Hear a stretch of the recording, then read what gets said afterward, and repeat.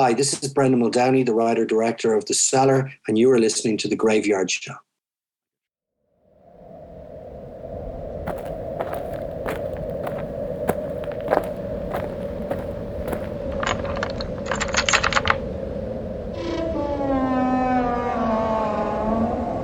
Welcome to the Graveyard.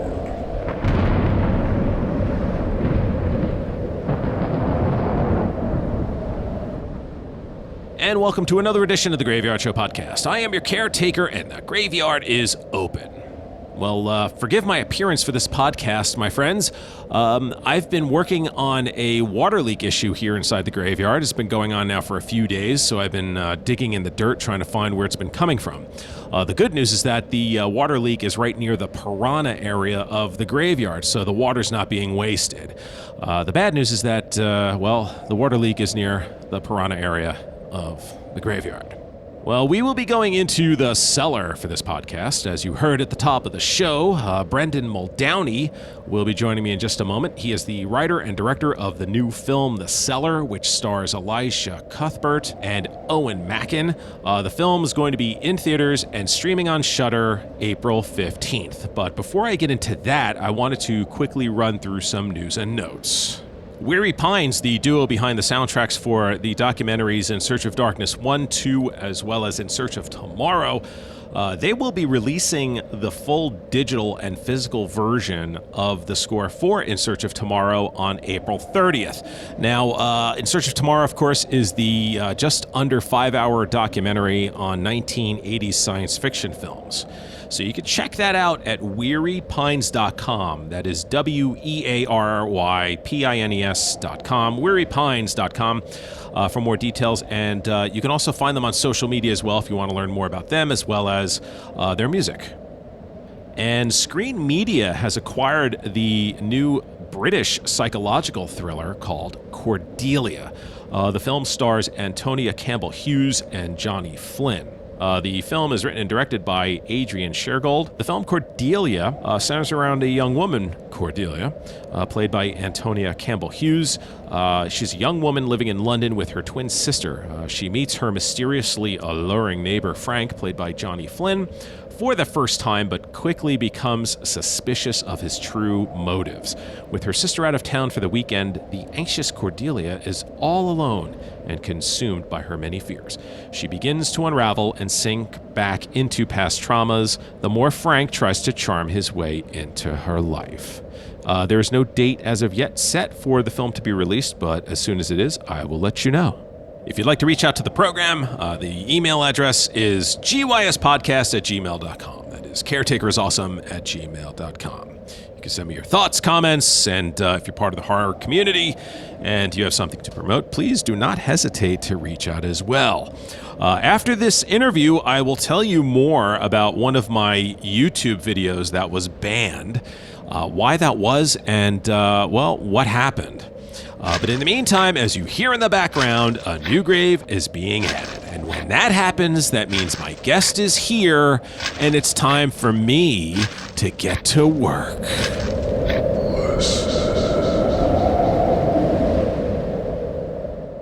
And joining me now is Brendan Muldowney, the writer and director of the new film The Cellar, which will be available in theaters as well as streaming on Shudder starting April 15th. Brendan, thanks for joining me here in the graveyard.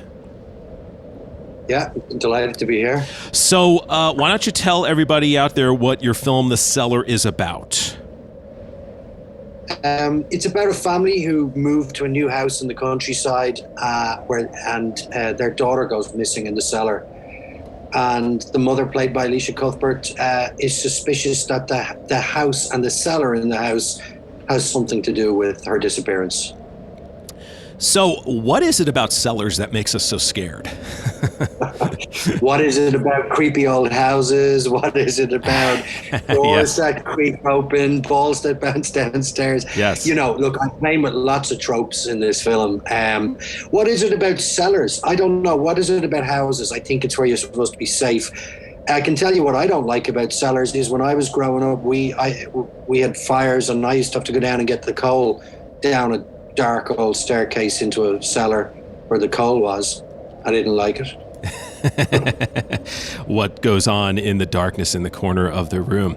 So talk to me about the script. How did you come up with this idea? Where did the idea spring from? What got your mind rolling on this idea?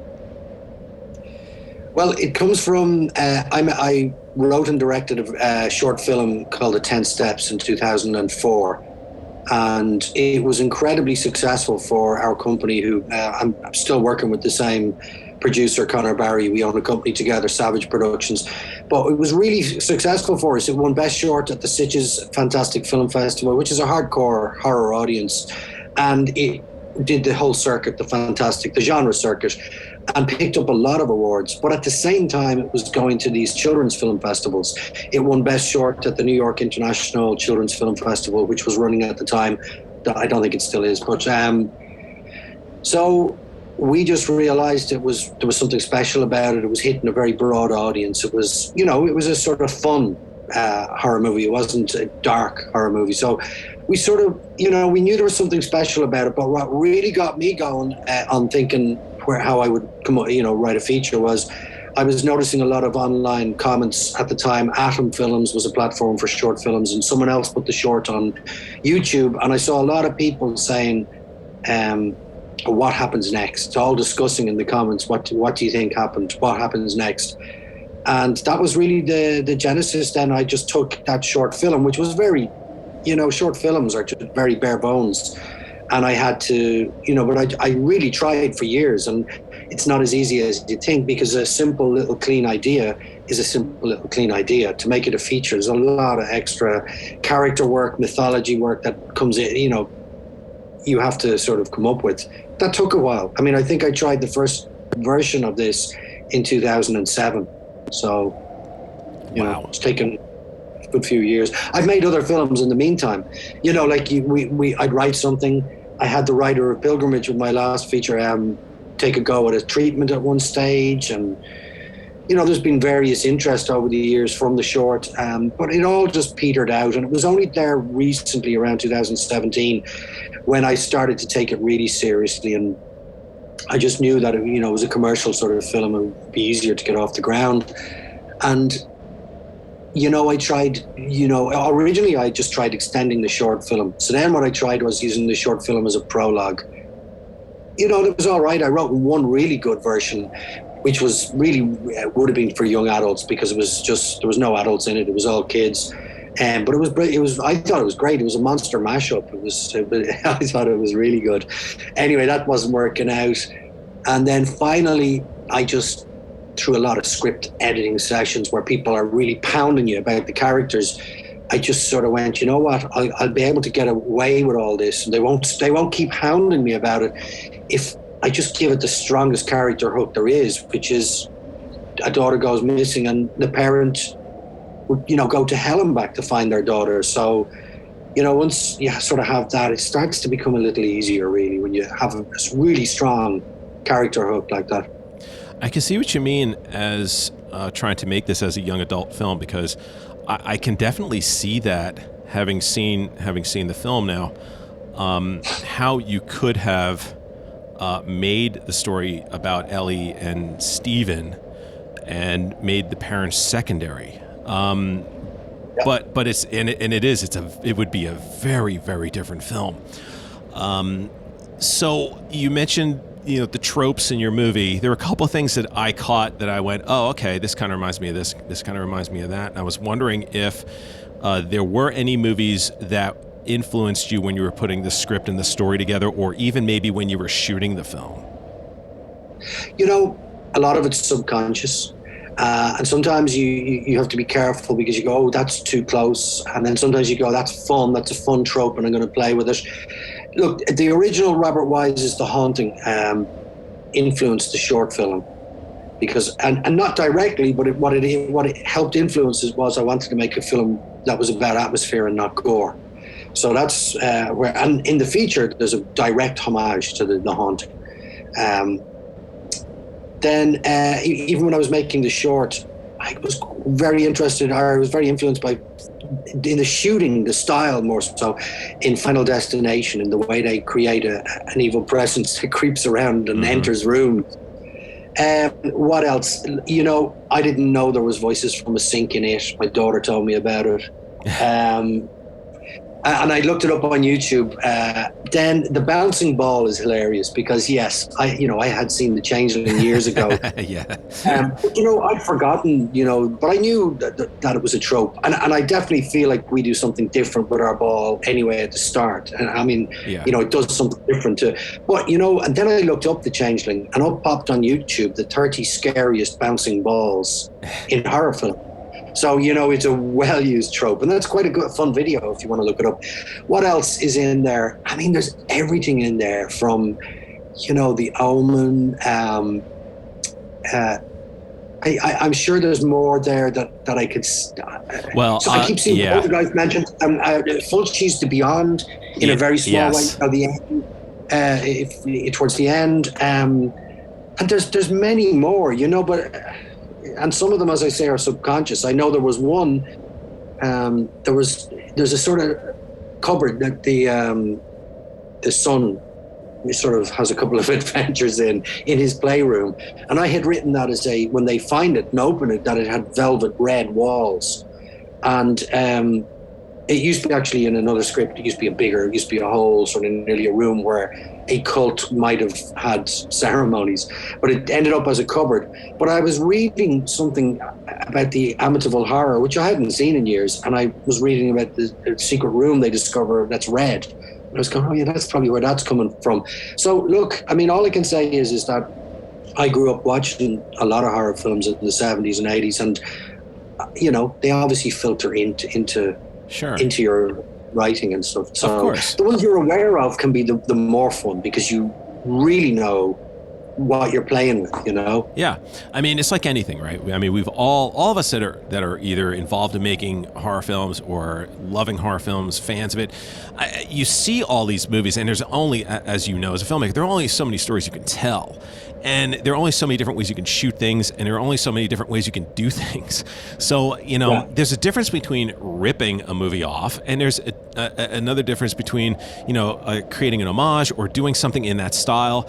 And recently I've noticed that with certain movies, and I look at it and I go, that is a really nice little touch, as opposed to sitting there going, oh man, this is a total ripoff. So I thought all the moments in your film, to me, were fun moments that were callbacks, either consciously or, like you said, subconsciously, to other films that, look, not everybody's seen The Changeling or The Beyond or, all these other films. So I thought it was especially a younger audience. Exactly. So I thought it was really, really well done. My question about the shooting of it was, did you do this during the pandemic? Yes, we did. We shot in November and December 2020. So Ireland at the time was in what they call a level 5 lockdown, which means you can't travel past 5 miles outside your door. But for some reason, film was designated as I forget what an essential. Yeah, that was done here in the States. I know. Yeah. I don't know how that is, but I think it was piggybacked on the news, basically. The news cameramen have to be out there, and we were able to shoot. Basically, it was difficult, but it was also, I've been asked this question a lot, so I can tell you the pros and cons. The cons were, we had to test every day. I had to move away from my family and stay there. The actors had to quarantine for 2 weeks. We had to wear masks all day long, which is awkward when, these are reading glasses. But, if I'm looking at a monitor, I have to use them, and the masks just fog them up. So it was minor pains is what I'd call it. But there were so many things that were good. The actual little bubble of being all down there on location together was amazing. We wouldn't have got the locations. Some of the locations I had written, we had to shoot in. It's in nowhere in Ireland. It's a tiny county in the west of Ireland, and I had written like an advertising agency that was like from a city, and I just thought, we're never going to get this, and we don't have the money to build it and make it look right.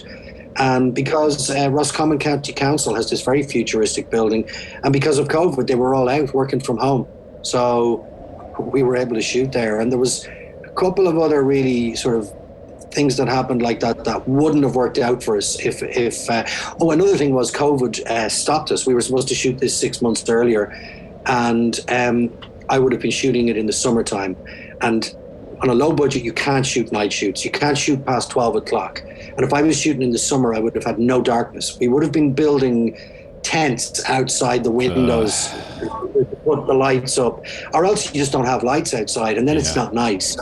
So the fact that I was shooting in November was I was able to shoot 5 hours daylight, take a break, the lunch break of the day, and then shoot 5 hours in darkness. So I was able to get all my scenes in darkness, in real darkness. So that was really helpful as well. Yeah, there's nothing worse than doing night shoots and then hearing we got to tent the house because we're going to go when the sun comes up, or during the day where it's like, or even worse, black out the windows. Exactly.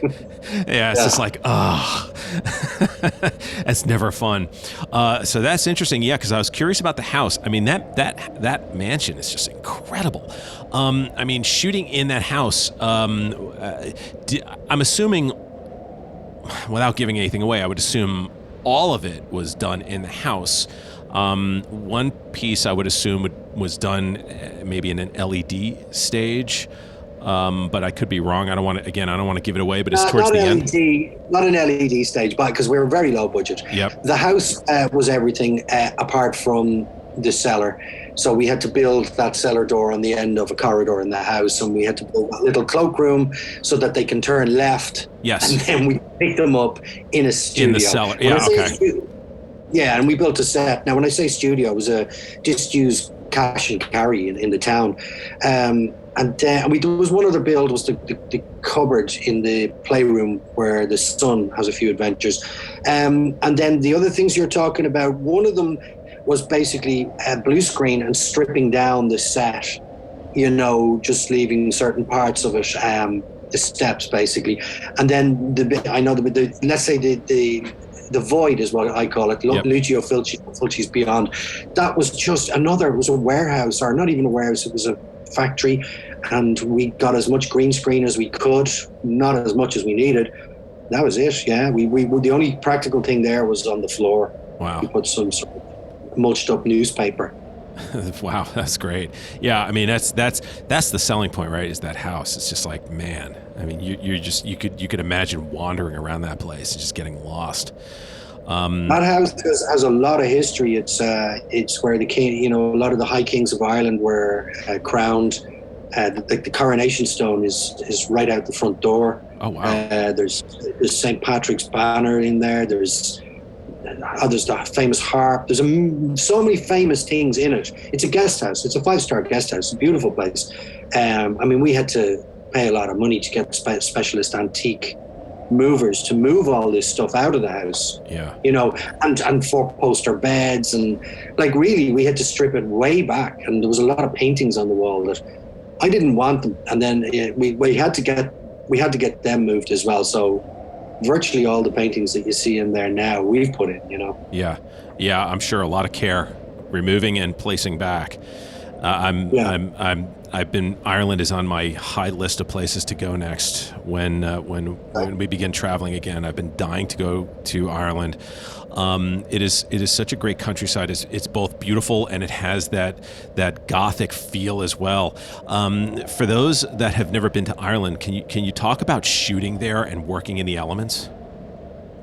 The film I made before this, Pilgrimage, was completely, there was no interiors. It was every day was exterior, and it was in a place called Connemara, which is right on the west of Ireland, between it's in Mayo and Galway, and it has its own climate nearly in Connemara. A storm can come in, you couldn't even predict it on the phone. But working in the elements, especially we were in November, we're shooting this film.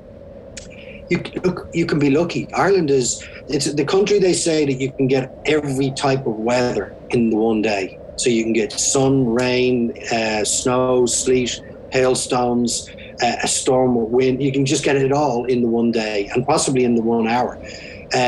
What's it like? We work like anybody would in the elements. We have all the decent rain gear, decent boots, and then you can do anything. And I've shot a lot of times in rain, and there's very little that stops us shooting. It would want to be rain that's going sideways into the lens. And even then, now, if we had the money, I believe there is something that spins in front of the lens and keeps the rain off it. I've never worked with that, but yeah. That's practical. Yeah. I can't wait to get there. I'm counting down. I'm counting down the days. So you were able to cast Alicia Cuthbert and Owen Mackin for the leads of Kira and Brian. So as a director, how nice was it being able to have two accomplished actors as your leads in the film? Well, I've worked with many accomplished actors, but it was particularly nice with Owen and Alicia. Owen I've known for many years. He had a small role in my very first feature, Savage, back in 2009. So, it was really, and I've known him for years, and so do all the producers. We know each other quite well. So it was really nice to have Owen. And Owen's agent is Alicia, so it was very easy getting her on. And she was so nice. They were both, I have to say, that they were it helped that they came over for 2 weeks and they quarantined, because they sort of got into the vibe. They had a chance to relax nearly and get into everything. But yeah, it was just, what I can say is, and I'll give you a good example about how supportive they were, is that because we were on such a low budget, time was really short. And on the last night in the house, the house was going to be struck the next day. When I say struck, the set, they were going to bring all the stuff back in. We couldn't go back and shoot there. So I was already overtime, maybe half an hour or something, and I couldn't go anymore.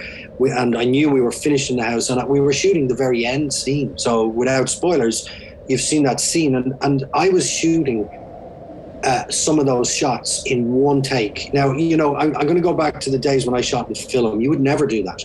And we were taught this in college, like, there may be a hair on the gate, so you don't do one take, you do at least 2, 3, 4. But I was sometimes going, we won't get through all this. And I wasn't being like over footage. Like I didn't have shots that were luxury shots. The basics I needed to tell the story. I was going, okay, we're going to have to move on after one take. And that's very nerve-wracking. And so, some cast could possibly crack because they'd feel they were put under, too much pressure. And they didn't. They were calm, they were supportive, and not just that, they nailed it each time on those one takes. So, that's a good example of how tight we were working together, Yeah. I mean, obviously on good days and we had a bit of time, it was just lovely because they were together. But that's a good example of when the pressure was on, we were really tight and worked as a brilliant team. They were very supportive. It took me a minute to get used to seeing Alicia as a mom in a movie. I still have the 24 days in my head. Yeah, well, that's what happens. We all get old, and it's not that Alicia's old, but this is the journey of life. She's obviously, her journey now is possibly different characters. Well, it is going to be different characters. There's no two ways about it. Yeah, no, it was so great seeing her. So in both of them in the film, you had Abby and Dylan playing their children, and they're both excellent. And for me, the really standout scene was Abby walking down the stairs that sets up everything. It was so well acted. It was so well sold, because that's the part that you really have to progress now to get to the heart of the film. I was wondering if you spent a lot of time working with her on the scene. That's, by the way, the short film. The short film, it starts with the babysitting, the lights go out, and that whole sequence is the meat of the short film. Did I spend a lot of time with Abby? No, because, and casting them was quite hard because of COVID. We had to cast, online like this. But they were so good that, that they shone through the screen, and I knew they were good. With Abby, I didn't need to do very much.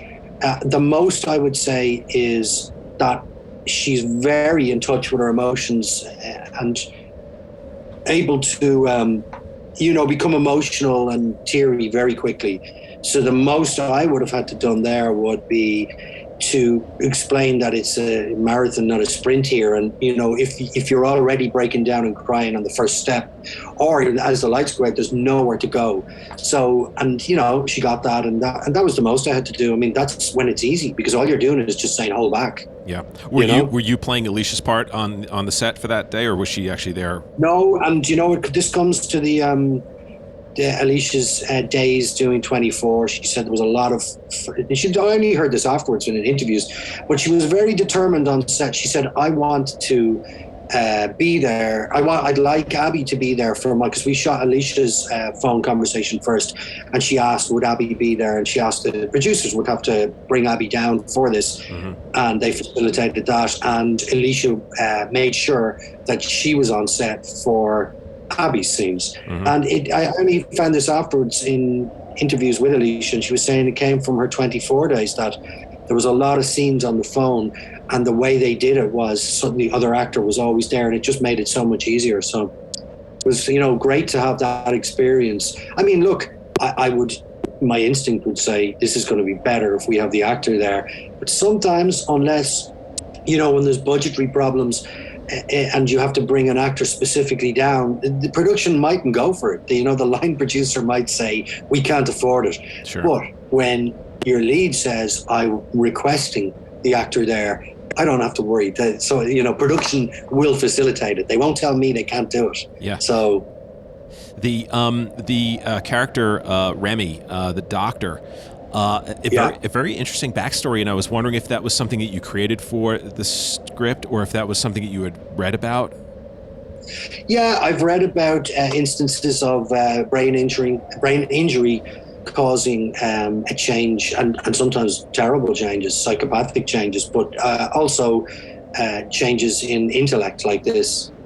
Yeah. It was very interesting. This is a thing that happens, yeah. And that character I really liked. There was a lot more we cut out of him, you know, a lot more about dimensions, Mobius strips. There was a scene where he ended up having a breakthrough in his visualization and realizing and trying to call Alicia as he was leaving his office and going down a lift. And the phone doesn't answer, it's just counting. Yeah. And he's looking at the lift numbers going down, and they go all the way down through the ground floor. And the lift crashes and opens, and he looks out in horror at something outside. Oh my gosh. Yeah, it's a pity that scene was too expensive. So. You could, well, if you have it, you could just throw it on the extras. Go to the sequel. Yeah, exactly. Even better idea. I was wondering, was everybody done with counting by the end of the shooting this movie? They weren't done with counting by the end of the shoot, but by the end of the ADR sessions, when I asked them all to count for 5 minutes, because I wanted it counting through the credits. Sure. And they all had to count for 5 minutes. I would say they were done with counting then, yeah. I was going to say, I'm sure everybody's just like, I am not counting anymore. Yeah. Your director of photography, Tom, is it Comerford? Or Comerford, yeah. Comerford, yes. You've worked with him on on some of your previous films. So talk about the working relationship with him. Oh, yeah, that's right. I'm sorry. Yes, all of them. I've worked with him on all my features and a lot of my shorts. Well, you see, I was in film school. I did a diploma, and then I went back to do a 1-year degree in '99, and that's where I met Tom. He was and the producer I still work with and own Savage Productions with. We all met in film school. So, you know, what can I say? You know, when you've worked with someone that long and gone through ups and downs, and you're still working with them, you know, I think Tom is great. You know, he's particularly good for films like this. I think he gets the commercial sort of look, and I think that's his real. Having said that, he did a great job on Pilgrimage too, which was a pure handheld, very different type of, you know, approach. But yeah, the working relationship is we meet, he reads the script, we meet, we chat over the scenes. First we chat just about a general approach, and then we would go through the scenes, and it's a bit like shot listing, but it's not really. And I would write down my notes, and then I'd shot list afterwards. In the past, there's been films where we have storyboarded nearly at all. in the past, there's been films where I've just shortlisted because it was going to be far more vague, handheld look. And with this one, it was, we only storyboarded this sort of complicated visual effects shots, really.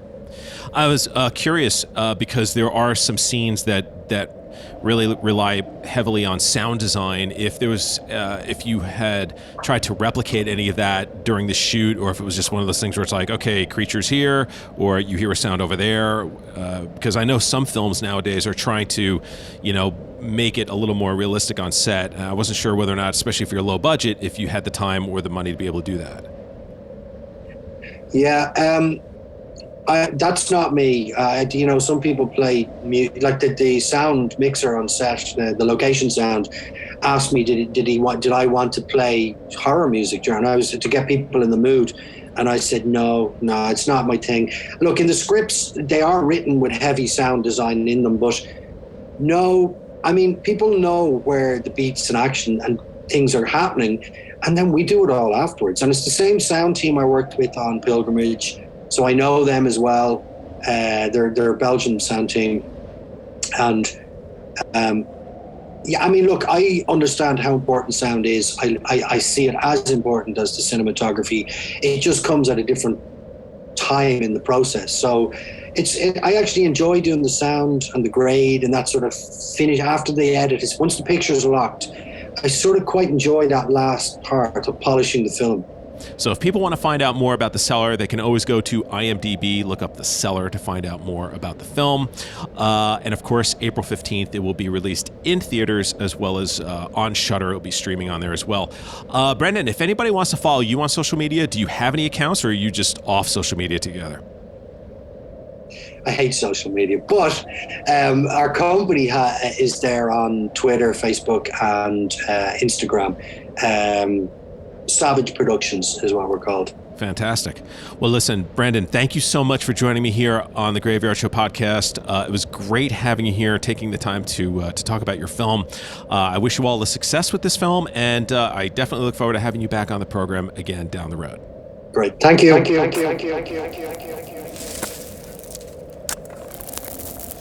And as I put this interview to rest, I want to again thank Brendan for joining me here on the Graveyard Show podcast. It was great having him on.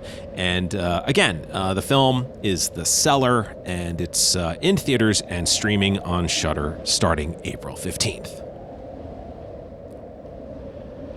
All right, as I begin to close down the Graveyard, just want to remind you, of course, you can find the Graveyard Show podcast everywhere podcasts exist, as well as on YouTube as well. Hey, speaking of YouTube, I didn't forget, as I teased at the top of the show, I had mentioned that I kind of ran into some weird issues with YouTube about 6-7 weeks ago or so. It wasn't something I had mentioned on my previous podcast because, well, there was nothing to talk about other than the fact that a video was banned. Yes, it was banned. And there was really no resolution. So there was really nothing for me to talk about other than the fact that one of my videos was banned. So basically, if you are not familiar with uploading videos to YouTube, and I'm going to assume most of you probably have your own YouTube channel anyway, because I think everybody does this time in our internet history. So essentially, if you upload a video to YouTube, they do their algorithm scan or whatever on the video, and it will tell YouTube whether or not there's actual copyrighted audio or copyrighted video that you've used in your upload. And then they'll mark it. It'll say copyright claim. So essentially, they email you. They say, hey, you uploaded a video. You have copyrighted material. We know this, and you cannot make money off of this video. Fair enough. I mean, people shouldn't be making money off of other people's work. So I totally get that. Well, that's what happened when I started doing my video production on the Graveyard Show podcast's YouTube channel called Catacombs of Horror. So I learned this when I uploaded the very first edition of Catacombs of Horror that I did, which was all about 1980s horror. So, of course, it's a video podcast. I am not on it. My guest wasn't on it, but it's all video. So, of course, I'm using movies and trailers and all kinds of stuff. So when I uploaded it, it said, copyright claim, and that's when I learned how this works. So fine. I don't have a problem with that. I'm not trying to make money off of other people's work. I'm not trying to make money off my videos anyway. I do it for fun and get conversations going and entertain you guys. So I uploaded that one. I uploaded the Count Yorga vampire one. And then just recently I uploaded the Halloween 4, The Return of Michael Myers Catacombs of Horror, where I talk about my favorite scenes and missed opportunity that the Halloween series had after that film. By the way, where are you Halloween fans? I thought you guys would be out there, eating this thing up. What happened? Where are you? Do not disappoint me, Halloween fans. Get out there and take a look at this video. It's 48 minutes. I put a lot of work into this for you guys, so check it out. So anyway, getting back to the YouTube ban. So I get up one morning and check my Graveyard Show email, and I have the dreaded YouTube email saying your video has been banned. And I'm like, what? What did little old me do on one of these videos? So I look, and of course, it's the most popular video on my channel, the Count Yorga Vampire video. So I'm looking at this thing, and I'm like, what is going on? So it was banned because of copyright. And I'm like, well, this doesn't make sense, because there are other videos out there on Count Yorga where literally scenes from that movie are uploaded. And I highly doubt all these people have permission from the studios to use this movie. So you have the ability to appeal their ruling, which of course I knew I wasn't going to win anyway, but I did it anyway. So I said, look, I'm not making money off of this. You told me I'm not. I totally agree with that. By the way, there are all these other videos out there on Count Yorga as well. So if you're going to ban my video, then you got to ban all of them too. And if you're not going to ban them, then why would you ban me, right? I mean, that doesn't make any sense, and that doesn't seem very fair or just. I don't want to use the word fair. Let's use the word just. So if you're going to ban me because of copyright, now you have to wipe all these other videos off as well. By the way, if you did that with YouTube videos just in general, my guess would be you'd probably lose 75 to 85% of all videos on YouTube. That is an unscientific percentage. But having been on YouTube, I mean, what do you have on YouTube? You have clips of movies. I mean, you could watch, the end of all the Marvel movies, for God's sake. I mean, I think Disney owns them, perhaps. They're a fairly large, studio. Star Wars, Star Trek, old TV spots, old radio spots, old commercials, sporting events. You know how many wrestling videos there are out there on YouTube? I mean, you'd basically essentially wipe out YouTube if you took out everything that was copyrighted. So anyway, I sent the appeal out, and meanwhile, I didn't want to wait, because for a while now, Catacombs of Horror is a playlist on the Graveyard Show podcast YouTube channel, and I've been meaning to create a separate YouTube channel for Catacombs of Horror. So I started to do that, and I didn't want to wait, so I thought what I would do is just get ahead of this. So I took the Count Yorga video, I passed it through another video editor, and I made some adjustments. I shrunk the video, I put a watermark on it, I put a property of MGM in the upper corner of the movie, so this way, if anybody for whatever reason wanted to pull it, they couldn't do it because of that. So I went ahead and just did a good faith effort on going, look, I'm trying to play by the rules here. Let's work together on this. So I decide I'm going to upload that as the first video on the Catacombs of Horror YouTube channel, and I put re-edit. It's not really a re-edit. Well, there's a little re-edit. My opening, I re-edited a little bit, but anyway. So I upload the video, and I kid you not, within a millisecond of this thing uploading, boom, this video is being banned. And I'm like, wait a minute, how is this even possible? This thing just uploaded.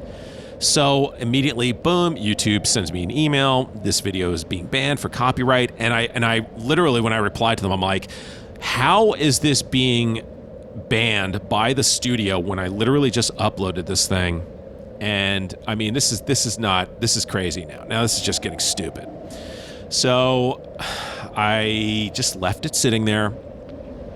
I'm like, all right, fine. So I got notes on what they wanted changed, and I went back to the Graveyard Show podcast channel, and I had taken the Count Yorga video offline. I pulled it off from public to private, and I'm like, fine. So I put it back on public, and then I was going to go in and re-edit it. And as soon as I put it back up on public, it was fine.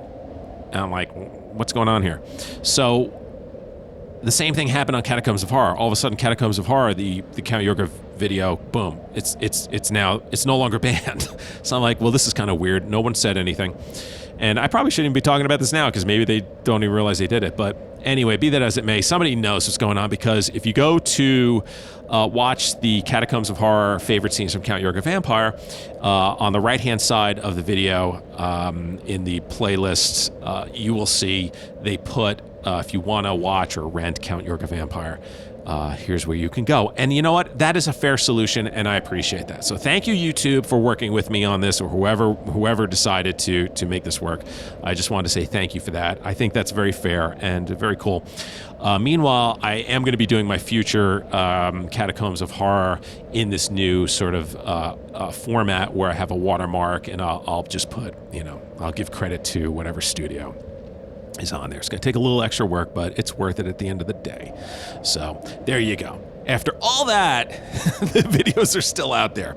So if you want to watch Catacombs of Horror, you got them on the Graveyard Show Podcast YouTube channel. And if you want, instead of trying to search for Catacombs of Horror, when you're on the Graveyard Show Podcast YouTube channel, where the top banner, where I have the photo from the show, with a hand coming out of the ground, if you look just to the right, you'll see a little thing in there, and it says Catacombs of Horror. If you click on that, it'll take you right to Catacombs of Horror's YouTube channel. So, because eventually I'm just going to start putting Catacombs of Horror on its own YouTube channel, and I'll probably pull it off of the Graveyard Show Podcast YouTube channel. So there you go. The drama of the YouTube ban. But in this situation, it worked out well. So again, thank you, YouTube, for working with me on this. I greatly appreciate it. And I greatly appreciate you for sitting there and listening to this. Maybe none of you are. Maybe I'm just talking to myself, as I usually do. All right. I have to go because I have to fix this major water leak now going on in the graveyard. And I was just informed that the piranha area is now starting to overflow. Cannot have that happen. Loose piranha on the graveyard's property, not a good thing. So I'm going to head out and get back to work. So thank you again for joining me here. I look forward to seeing you again very soon. And as you exit the graveyard, I would like to remind you to please lock the gate behind you. We wouldn't want anyone to get out. Until next time.